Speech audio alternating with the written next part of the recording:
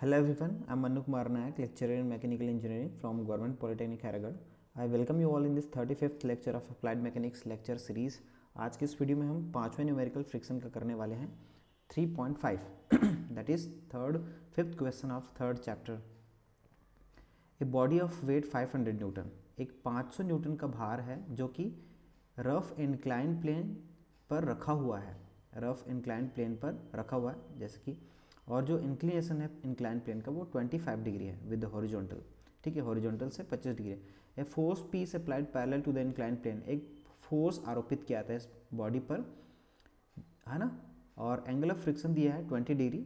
Then find, तो आपको ज्ञात करना है, ठीक है, minimum value of force P1 which will prevent the body to slide down, कम से कम फोर्स जिससे कि इस बॉडी को नीचे जाने से रोका जा सके, पहला। दूसरा है maximum value of force P2 which will keep the body in equilibrium when it is at the point of sliding upward.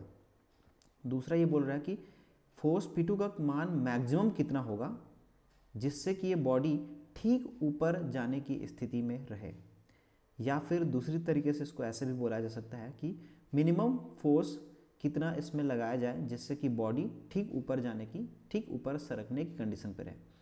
तो पहला कंडीशन ये है कि हम इसको नीचे जाने से रोकना है, बस इतना सफिशिएंट होना है कि उसको होल्ड कर सकें, उसको नीचे ना जाने दें, बस इतना हमको फोर्स कितना लगेगा ये जानना है। दूसरा, मैं इसको ऊपर खींचने के लिए मिनिमम कितना फोर्स चाहिए, या फिर इसको ये ठीक ऊपर जाने की स्थिति में बने, इसके लिए P2 का मान कितना होना चाहिए, दैट इज मैक्सिमम।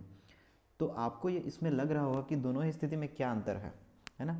अगर मैं जितने फोर्स से होल्ड कर पाऊंगा उतने ही फोर्स से वो खींचे, उससे उतने में वो खिंचाएगा भी, ऐसा लग रहा होगा। ऐसा नहीं है, बिकॉज फ्रिक्शन के जो डायरेक्शन होते हैं वो विपरीत होते हैं। फ्रिक्शन का डायरेक्शन डिपेंड करता है कि इन दोनों में से कौन ज़्यादा ताकतवर है। इसमें फोर्स का एक कंपोनेंट आता है mg sin थीटा इधर आता है, तो इन दोनों में कौन ताकतवर है उसके हिसाब से फ्रिक्शन फोर्स का, यहाँ पे पूरा खेल जो है फ्रिक्शन फोर्स का है, जिसकी वजह से ये P1 और P2 में अंतर आता है। फ्रिक्शन फोर्स नहीं होता तो इसमें P1 और P2 में अंतर नहीं आता, ठीक है। तो इसको होल्ड करने के लिए, जिससे कि ये नीचे ना जा सके, वो अलग फोर्स होगा, कम फोर्स में वो होल्ड हो जाएगा। लेकिन यदि इसको ऊपर खींचना है तो कम से कम कितना फोर्स चाहिए ऊपर खींचने के लिए, वो फोर्स अलग है। तो ये दोनों स्थिति आप लोग समझ गए क्या बोलना चाह रहा हूँ मैं। आइए देखते हैं कि कितना अंतर आता है दोनों में, काफ़ी बड़ा अंतर आएगा, है ना। आगे देखते हैं, सेम है न्यूमेरिकल, है ना।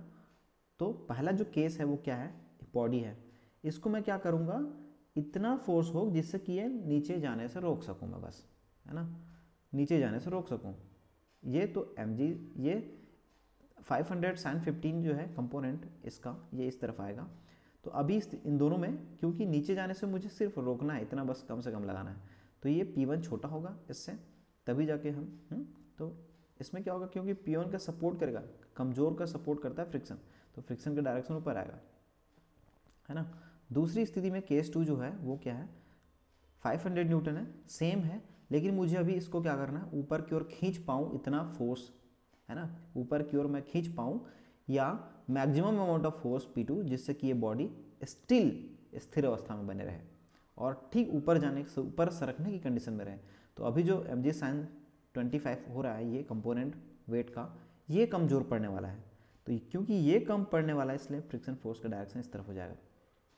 ये फ्रिक्शन फोर्स के डायरेक्शन में परिवर्तन के कारण ही ये जो है P1 और P2 का एक बड़ा सा रेंज मिलता है आपको। फ्रिक्शन फोर्स का ज़्यादा मान होगा तो इसके बीच में अंतर भी ज़्यादा होगा। जितना ज़्यादा फ्रिक्शन फोर्स का मान होगा, इन P1 और P2 के बीच में जो अंतर है वो भी ज़्यादा होगा। आइए देखते हैं, मिनिमम फोर्स है ना, मिनिमम फोर्स P1 जिससे कि ये नीचे ना जा सके, बस। तो ये 500 है, ये 25 है। इसके पहले मैंने आपको क्वेश्चन में बताया है कि एंगल ऑफ फ्रिक्शन जो है 20 डिग्री है ना।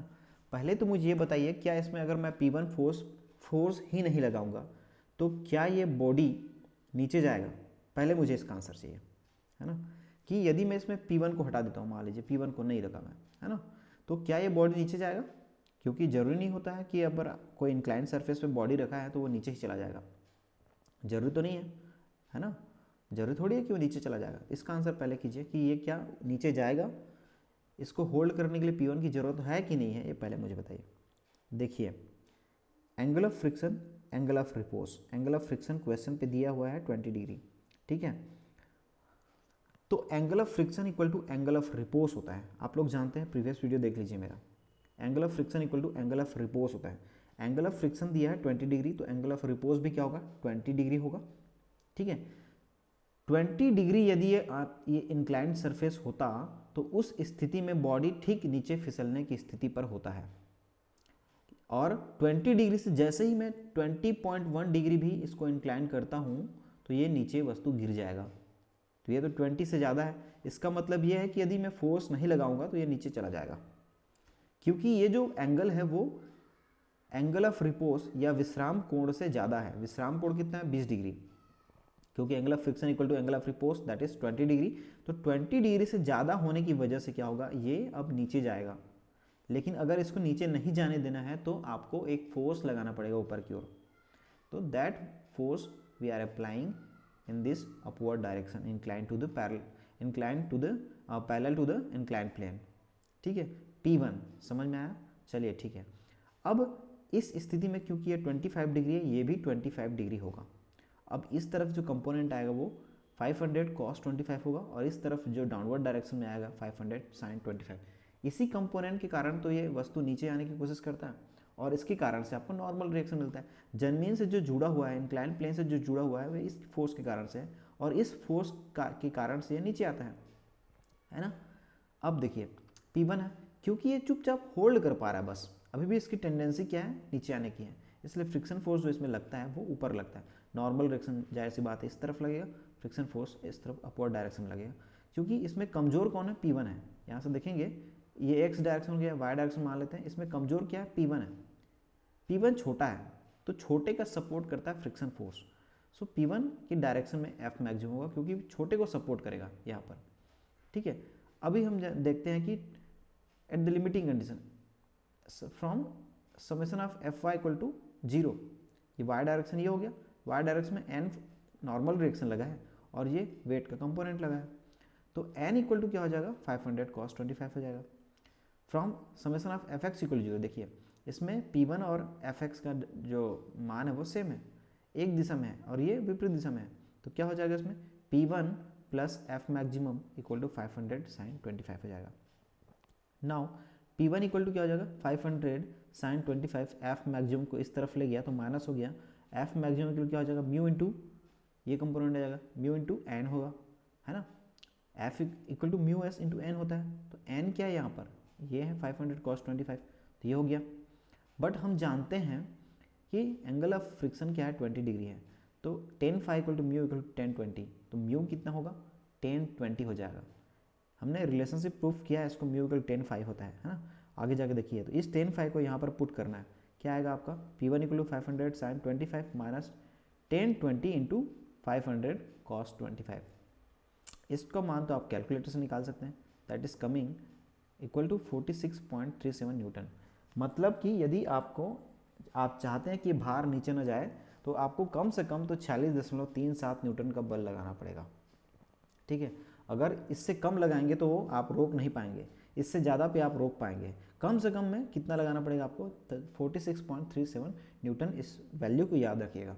आगे हम बढ़ते हैं, दूसरे जो हमारा केस है उसमें कि अगर दूसरा केस है ये, इस केस में क्या हो रहा है कि हम P2 इतना है जिससे मैक्सिमम फोर्स P2 है, जिससे कि ये बॉडी इक्विलिब्रियम में यहाँ पर बना रहेगा और ठीक ऊपर जाने की स्थिति में रहेगा, या फिर इसको इस तरह से भी बोल सकते हैं कि कितना मिनिमम फोर्स से आप इस वस्तु को ऊपर की ओर खींच सकते हैं, ठीक है। ये दोनों स्थिति है।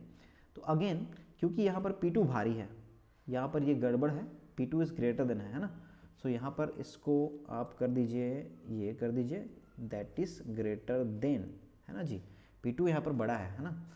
तो यहाँ पर क्योंकि यहाँ पर भी 25 डिग्री होगा, यहाँ पर क्या आ जाएगा, वेट का कंपोनेंट 500 cos 25, यहाँ पर 500 sin 25, क्योंकि P2 बड़ा है, छोटे का सपोर्ट करेगा फ्रिक्शन फोर्स, है ना, इसलिए इसका डायरेक्शन क्या होगा, नीचे की ओर होगा। छोटे की डायरेक्शन में होता है, नॉर्मल डायरेक्शन हमेशा क्या होता है, सतह के परपेंडिकुलर होता है। ये हो गया, ठीक बात है। आगे बढ़ते हैं, हमारे पास तो म्यू इक्वल 1020 है ही, है ना।